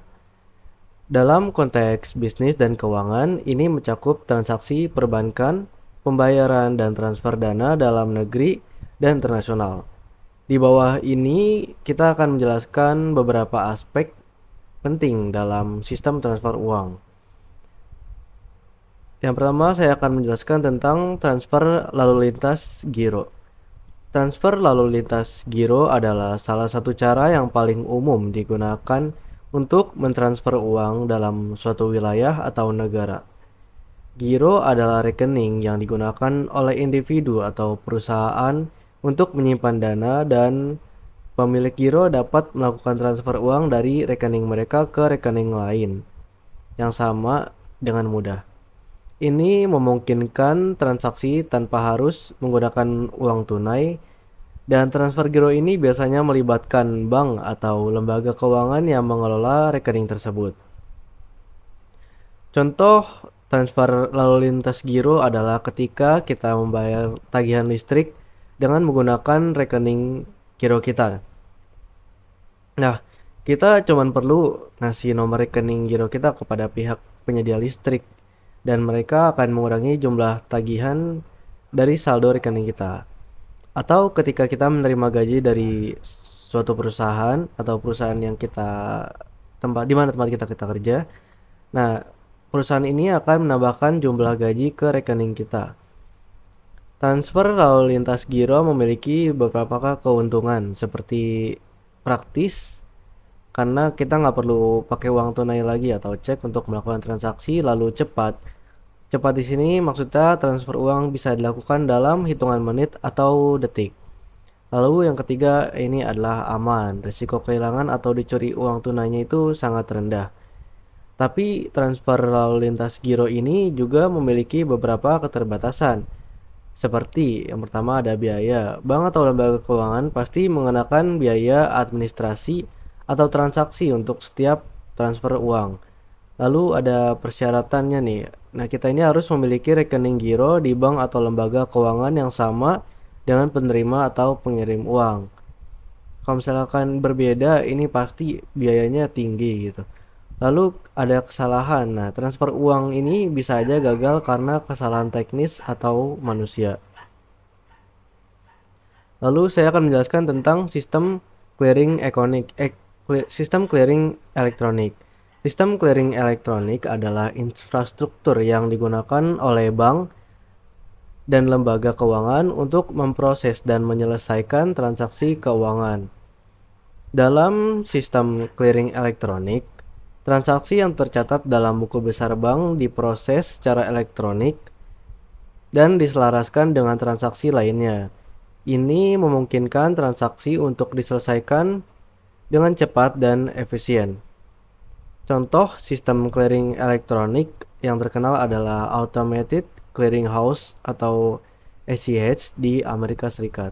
ACH adalah jaringan komputer yang menghubungkan ribuan bank dan lembaga keuangan di Amerika Serikat. ACH memperoleh sekitar 25 miliar transaksi per tahun. Nah, dengan nilai lebih dari 43 triliun dolar AS, ACH digunakan untuk berbagai jenis pembayaran seperti gaji karyawan, tagihan utilitas, asuransi, pajak, dan lain-lain. ACH bekerja dengan cara sebagai berikut. Yang pertama ada pengirim. Pengirim ini mengirimkan instruksi pembayaran kepada bank atau lembaga keuangan mereka yang disebut Organizing Depository Financial Institution atau ODFI. Nah, ODFI ini mengirimkan instruksi pembayaran tersebut ke ACH operator yang merupakan lembaga yang bertanggung jawab untuk mengkoordinasikan dan mengirimkan transaksi antar bank dan lembaga keuangan. ACH operator ini lalu mengirimkan instruksi pembayaran tersebut ke bank atau lembaga keuangan penerima yang disebut Receiving Depository Financial Institution atau RDFI. RDFI menambahkan atau mengurangi dana dari rekening penerima sesuai dengan instruksi pembayaran. Nah, ACH ini memiliki beberapa keuntungan. Seperti yang pertama adalah murah, karena biaya transaksi di ACH ini biasanya lebih rendah daripada biaya transaksi kartu kredit atau debit. Lalu yang kedua adalah faktor efisien. Transaksi ACH dapat diselesaikan dalam 1 hari kerja atau bahkan kurang. Lalu ramah lingkungan. Transaksi ACH ini mengurangi penggunaan tinta dan kertas. Namun, ACH ini juga memiliki beberapa keterbatasan seperti tidak instan. Nah, transaksi di ACH ini membutuhkan waktu untuk diproses dan diselaraskan dengan transaksi lainnya. Lalu tidak reversible, artinya transaksi ACH ini sulit untuk dibatalkan atau dikembalikan setelah diselesaikan. Dan juga ACH ini tidak universal, yang dimana transaksi ACH hanya berlaku untuk bank dan lembaga keuangan di Amerika Serikat. Lalu saya akan menjelaskan tentang mekanisme BI RTGS atau Bank Indonesia Real Time Gross Settlement. BI RTGS adalah sistem pembayaran yang dioperasikan oleh Bank Indonesia, Bank Sentral Indonesia. Sistem ini memungkinkan transfer dana antar bank dan penyelesaian transaksi secara real time. Artinya begitu transaksi dilakukan, pembayaran dan penerimaan dana diselesaikan secara instan. Sistem ini membantu mengurangi risiko likuiditas dan meningkatkan keamanan transaksi keuangan. BI-RTGS BI-RTGS adalah sistem yang digunakan untuk mentransfer dana dalam jumlah besar, seperti pinjaman antar bank, pembelian surat berharga, dan pembayaran utang luar negeri. BI-RTGS memproses sekitar 1 juta transaksi per hari dengan nilai lebih dari 2.000 triliun rupiah. BI-RTGS bekerja dengan cara sebagai berikut. Yang pertama ada pengirim. Pengirim ini mengirimkan instruksi pembayaran kepada Bank Indonesia melalui sistem komunikasi elektronik yang disebut Sistem Informasi Bank Indonesia atau SIBI. Bank Indonesia lalu memverifikasi ketersediaan dana di rekening peminjam dan mengurangi saldo rekening tersebut sesuai dengan jumlah pembayaran. Lalu Bank Indonesia menambahkan saldo rekening penerima sesuai dengan jumlah pembayaran dan mengirimkan konfirmasi kepada kedua belah pihak.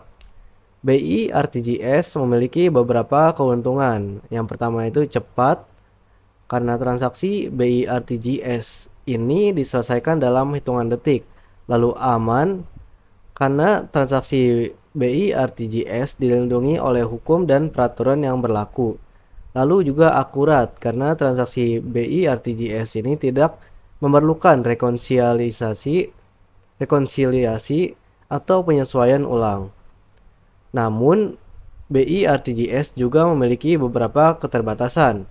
Yang pertama adalah mahal, karena biayanya ini cukup tinggi dibandingkan dengan sistem pembayaran lainnya. Lalu terbatas, yang dimana transaksi ini hanya dapat dilakukan pada jam kerja Bank Indonesia. Lalu juga kompleks. Transaksi BI-RTGS ini memerlukan persyaratan teknis dan operasional yang ketat. Lalu yang berikutnya kita akan bahas tentang BI Fast. BI Fast adalah layanan pembayaran instan yang juga disediakan oleh Bank Indonesia. Ini memungkinkan individu dan perusahaan untuk melakukan pembayaran dengan cepat dan aman. Layanan ini dirancang untuk mendukung transaksi bisnis sehari-hari dan mengurangi keterlambatan dalam pemrosesan pembayaran. BI Fast ini bekerja dengan cara sebagai berikut. Yang pertama, si pengirim ini mengirimkan instruksi pembayaran kepada Bank Indonesia melalui aplikasi seluler atau internet banking yang terhubung dengan SIBI. Bank Indonesia lalu memverifikasi ketersediaan dana di rekening pengirim dan mengurangi saldo rekening tersebut sesuai dengan jumlah pembayaran. Lalu, Bank Indonesia menambahkan saldo rekening penerima sesuai dengan jumlah pembayaran dan mengirimkan konfirmasi ke dua belah pihak. BI Fast ini memiliki beberapa keuntungan. Yang pertama adalah instan karena transaksi diselesaikan dalam hitungan detik. Lalu juga mudah, karena transaksi ini dapat dilakukan dengan menggunakan nomor telepon seluler, alamat email, atau kode QR sebagai identifikasi penerima. Lalu juga keuntungannya adalah murah, karena biaya transaksi di BI Fast ini sangat rendah, atau bahkan gratis untuk transaksi tertentu. Namun, BI Fast ini juga memiliki beberapa keterbatasan, seperti BI Fast ini hanya dapat dilakukan untuk jumlah maksimal 2 juta rupiah per transaksi dan 20 juta rupiah per hari. Dan juga BI Fast ini bergantung dengan koneksi internet yang stabil dan aman. Lalu juga BI Fast ini sedikit beresiko karena BI Fast ini bisa jadi sasaran penipuan atau kejahatan cyber jika penggunanya tidak berhati-hati. Berikutnya saya akan menjelaskan tentang transfer internasional. Transfer internasional adalah proses mengirim dana dari suatu negara ke negara lain. Ini melibatkan perbedaan mata uang dan hukum yang berbeda pada setiap negara. Transfer internasional dapat melibatkan beberapa pihak termasuk bank, lembaga keuangan, dan penyedia layanan transfer uang. Proses ini seringkali melibatkan biaya tambahan dan memerlukan pemahaman tentang pertukaran mata uang dan peraturan yang berlaku di setiap negara. Contoh transfer internasional adalah ketika kita ingin mengirim uang kepada keluarga kita di luar negeri.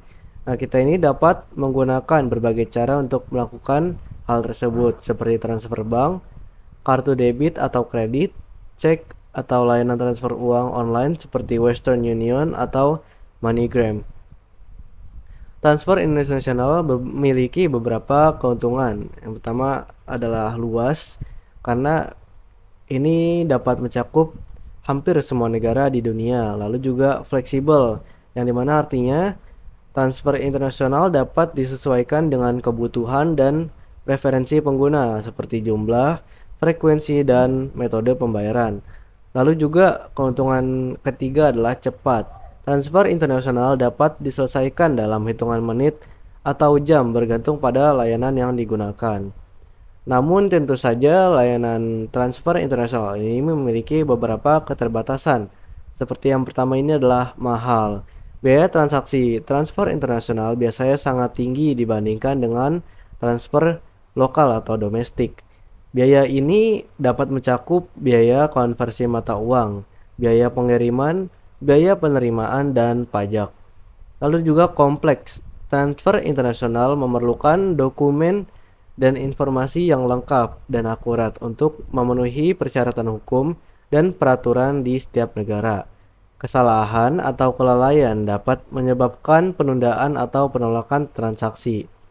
Lalu juga kekurangannya inilah beresiko. Transfer internasional dapat terpengaruh oleh fluktuasi nilai tukar mata uang, ketidakstabilan politik atau ekonomi, atau praktik penipuan dan pencucian uang. Kesimpulan dari materi ini adalah sistem transfer uang adalah bagian penting dari sistem informasi, akuntansi, dan keuangan. Ini mencakup berbagai mekanisme seperti transfer lalu lintas giro, sistem clearing elektronik, BI RTGS, BI Fast, dan transfer internasional.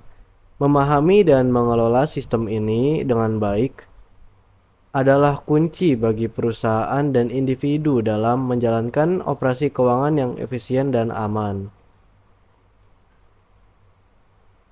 Sekian pembahasan ulang mengenai materi yang telah kita pelajari pada mata kuliah Sistem Informasi Akuntansi dan Keuangan. Semoga dari apa yang telah disampaikan, kita dapat memahami lebih dalam akan materi-materi tersebut. Saya Ramadias, pamit undur diri. Oke, kita sekarang masuk ke materi yang terakhir nih, yaitu tentang sistem transfer uang. Sistem transfer uang adalah elemen kunci dalam sistem informasi akuntansi dan keuangan yang memfasilitasi perpindahan dana antara entitas atau pihak yang berbeda. Dalam konteks bisnis dan keuangan, ini mencakup transaksi perbankan, pembayaran, dan transfer dana dalam negeri dan internasional. Di bawah ini, kita akan menjelaskan beberapa aspek penting dalam sistem transfer uang. Yang pertama, saya akan menjelaskan tentang transfer lalu lintas giro. Transfer lalu lintas giro adalah salah satu cara yang paling umum digunakan untuk mentransfer uang dalam suatu wilayah atau negara. Giro adalah rekening yang digunakan oleh individu atau perusahaan untuk menyimpan dana, dan pemilik giro dapat melakukan transfer uang dari rekening mereka ke rekening lain yang sama dengan mudah. Ini memungkinkan transaksi tanpa harus menggunakan uang tunai, dan transfer giro ini biasanya melibatkan bank atau lembaga keuangan yang mengelola rekening tersebut. Contoh transfer lalu lintas giro adalah ketika kita membayar tagihan listrik dengan menggunakan rekening giro kita. Nah, kita cuma perlu ngasih nomor rekening giro kita kepada pihak penyedia listrik, dan mereka akan mengurangi jumlah tagihan dari saldo rekening kita. Atau ketika kita menerima gaji dari suatu perusahaan atau perusahaan yang di mana tempat kita kerja. Nah, perusahaan ini akan menambahkan jumlah gaji ke rekening kita. Transfer lalu lintas giro memiliki beberapa keuntungan seperti praktis, karena kita nggak perlu pakai uang tunai lagi atau cek untuk melakukan transaksi lalu cepat. Cepat di sini maksudnya transfer uang bisa dilakukan dalam hitungan menit atau detik. Lalu yang ketiga ini adalah aman. Risiko kehilangan atau dicuri uang tunainya itu sangat rendah. Tapi transfer lalu lintas giro ini juga memiliki beberapa keterbatasan. Seperti yang pertama ada biaya. Bank atau lembaga keuangan pasti mengenakan biaya administrasi atau transaksi untuk setiap transfer uang. Lalu ada persyaratannya nih. Nah, kita ini harus memiliki rekening giro di bank atau lembaga keuangan yang sama dengan penerima atau pengirim uang. Kalau misalkan berbeda, ini pasti biayanya tinggi gitu. Lalu ada kesalahan. Nah, transfer uang ini bisa aja gagal karena kesalahan teknis atau manusia. Lalu saya akan menjelaskan tentang sistem clearing sistem clearing elektronik. Sistem clearing elektronik adalah infrastruktur yang digunakan oleh bank dan lembaga keuangan untuk memproses dan menyelesaikan transaksi keuangan. Dalam sistem clearing elektronik, transaksi yang tercatat dalam buku besar bank diproses secara elektronik dan diselaraskan dengan transaksi lainnya. Ini memungkinkan transaksi untuk diselesaikan dengan cepat dan efisien. Contoh sistem clearing elektronik yang terkenal adalah Automated Clearing House atau ACH di Amerika Serikat. ACH adalah jaringan komputer yang menghubungkan ribuan bank dan lembaga keuangan di Amerika Serikat. ACH memperoleh sekitar 25 miliar transaksi per tahun. Nah, dengan nilai lebih dari 43 triliun dolar AS, ACH digunakan untuk berbagai jenis pembayaran seperti gaji karyawan, tagihan utilitas, asuransi, pajak, dan lain-lain. ACH bekerja dengan cara sebagai berikut. Yang pertama ada pengirim. Pengirim ini mengirimkan instruksi pembayaran kepada bank atau lembaga keuangan mereka yang disebut Organizing Depository Financial Institution atau ODFI. Nah, ODFI ini mengirimkan instruksi pembayaran tersebut ke ACH operator yang merupakan lembaga yang bertanggung jawab untuk mengkoordinasikan dan mengirimkan transaksi antar bank dan lembaga keuangan. ACH operator ini lalu mengirimkan instruksi pembayaran tersebut ke bank atau lembaga keuangan penerima yang disebut Receiving Depository Financial Institution atau RDFI. RDFI menambahkan atau mengurangi dana dari rekening penerima sesuai dengan instruksi pembayaran. Nah, ACH ini memiliki beberapa keuntungan. Seperti yang pertama adalah murah, karena biaya transaksi di ACH ini biasanya lebih rendah daripada biaya transaksi kartu kredit atau debit. Lalu yang kedua adalah faktor efisien. Transaksi ACH dapat diselesaikan dalam 1 hari kerja atau bahkan kurang. Lalu ramah lingkungan. Transaksi ACH ini mengurangi penggunaan tinta dan kertas. Namun, ACH ini juga memiliki beberapa keterbatasan seperti tidak instan. Nah, transaksi di ACH ini membutuhkan waktu untuk diproses dan diselaraskan dengan transaksi lainnya. Lalu tidak reversible, artinya transaksi ACH ini sulit untuk dibatalkan atau dikembalikan setelah diselesaikan. Dan juga ACH ini tidak universal, yang dimana transaksi ACH hanya berlaku untuk bank dan lembaga keuangan di Amerika Serikat. Lalu saya akan menjelaskan tentang mekanisme BI RTGS atau Bank Indonesia Real Time Gross Settlement. BI RTGS adalah sistem pembayaran yang dioperasikan oleh Bank Indonesia, Bank Sentral Indonesia. Sistem ini memungkinkan transfer dana antar bank dan penyelesaian transaksi secara real time. Artinya begitu transaksi dilakukan, pembayaran dan penerimaan dana diselesaikan secara instan. Sistem ini membantu mengurangi risiko likuiditas dan meningkatkan keamanan transaksi keuangan. BI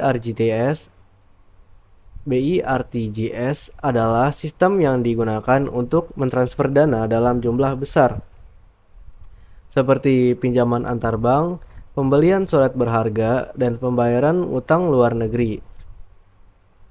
BI RTGS memproses sekitar 1 juta transaksi per hari dengan nilai lebih dari 2.000 triliun rupiah. BI RTGS bekerja dengan cara sebagai berikut. Pengirim yang pertama ada pengirim. Pengirim ini mengirimkan instruksi pembayaran kepada Bank Indonesia melalui sistem komunikasi elektronik yang disebut Sistem Informasi Bank Indonesia atau SIBI. Bank Indonesia lalu memverifikasi ketersediaan dana di rekening peminjam dan mengurangi saldo rekening tersebut sesuai dengan jumlah pembayaran. Lalu Bank Indonesia menambahkan saldo rekening penerima sesuai dengan jumlah pembayaran dan mengirimkan konfirmasi kepada kedua belah pihak. BI RTGS memiliki beberapa keuntungan. Yang pertama itu cepat, karena transaksi BI RTGS ini diselesaikan dalam hitungan detik. Lalu aman, karena transaksi BI RTGS dilindungi oleh hukum dan peraturan yang berlaku. Lalu juga akurat, karena transaksi BI RTGS ini tidak memerlukan rekonsiliasi atau penyesuaian ulang. Namun, BI RTGS juga memiliki beberapa keterbatasan. Yang pertama adalah mahal, karena biayanya ini cukup tinggi dibandingkan dengan sistem pembayaran lainnya. Lalu terbatas, yang dimana transaksi ini hanya dapat dilakukan pada jam kerja Bank Indonesia. Lalu juga kompleks. Transaksi BI RTGS ini memerlukan persyaratan teknis dan operasional yang ketat. Lalu yang berikutnya kita akan bahas tentang BI Fast.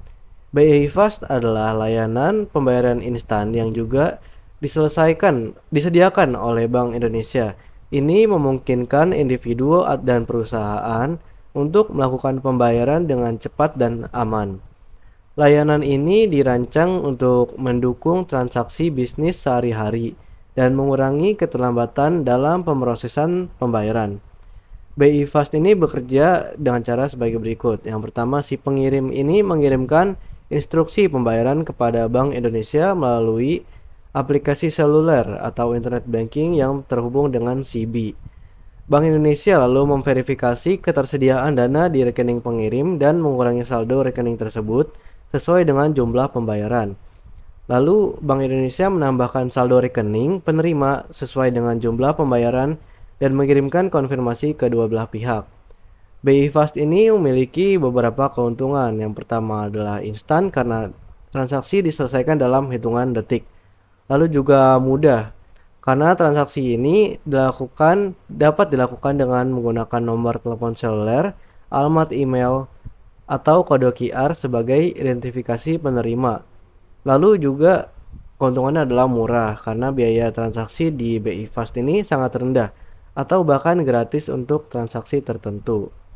Namun, BI Fast ini juga memiliki beberapa keterbatasan, seperti BI Fast ini hanya dapat dilakukan untuk jumlah maksimal 2 juta rupiah per transaksi dan 20 juta rupiah per hari.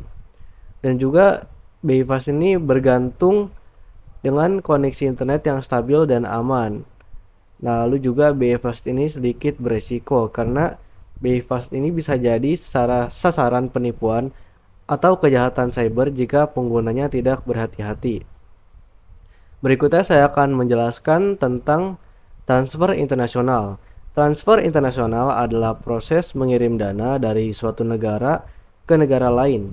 Ini melibatkan perbedaan mata uang dan hukum yang berbeda pada setiap negara. Transfer internasional dapat melibatkan beberapa pihak termasuk bank, lembaga keuangan, dan penyedia layanan transfer uang. Proses ini seringkali melibatkan biaya tambahan dan memerlukan pemahaman tentang pertukaran mata uang dan peraturan yang berlaku di setiap negara. Contoh transfer internasional adalah ketika kita ingin mengirim uang kepada keluarga kita di luar negeri. Nah, kita ini dapat menggunakan berbagai cara untuk melakukan hal tersebut, seperti transfer bank, kartu debit atau kredit, cek, atau layanan transfer uang online seperti Western Union atau MoneyGram. Transfer internasional memiliki beberapa keuntungan. Yang pertama adalah luas, karena ini dapat mencakup hampir semua negara di dunia. Lalu juga fleksibel, yang dimana artinya transfer internasional dapat disesuaikan dengan kebutuhan dan preferensi pengguna, seperti jumlah, frekuensi, dan metode pembayaran. Lalu juga keuntungan ketiga adalah cepat. Transfer internasional dapat diselesaikan dalam hitungan menit atau jam bergantung pada layanan yang digunakan. Namun tentu saja layanan transfer internasional ini memiliki beberapa keterbatasan. Seperti yang pertama ini adalah mahal. Biaya transaksi transfer internasional biasanya sangat tinggi dibandingkan dengan transfer lokal atau domestik. Biaya ini dapat mencakup biaya konversi mata uang, biaya pengiriman, biaya penerimaan, dan pajak. Lalu juga kompleks. Transfer internasional memerlukan dokumen dan informasi yang lengkap dan akurat untuk memenuhi persyaratan hukum dan peraturan di setiap negara. Kesalahan atau kelalaian dapat menyebabkan penundaan atau penolakan transaksi. Lalu juga kekurangannya inilah beresiko. Transfer internasional dapat terpengaruh oleh fluktuasi nilai tukar mata uang, ketidakstabilan politik atau ekonomi, atau praktik penipuan dan pencucian uang. Kesimpulan dari materi ini adalah sistem transfer uang adalah bagian penting dari sistem informasi, akuntansi, dan keuangan. Ini mencakup berbagai mekanisme seperti transfer lalu lintas giro, sistem clearing elektronik, BI RTGS, BI Fast, dan transfer internasional. Memahami dan mengelola sistem ini dengan baik adalah kunci bagi perusahaan dan individu dalam menjalankan operasi keuangan yang efisien dan aman. Sekian pembahasan ulang mengenai materi yang telah kita pelajari pada mata kuliah Sistem Informasi Akuntansi dan Keuangan. Semoga dari apa yang telah disampaikan, kita dapat memahami lebih dalam akan materi-materi tersebut. Saya Ramadias, pamit undur diri.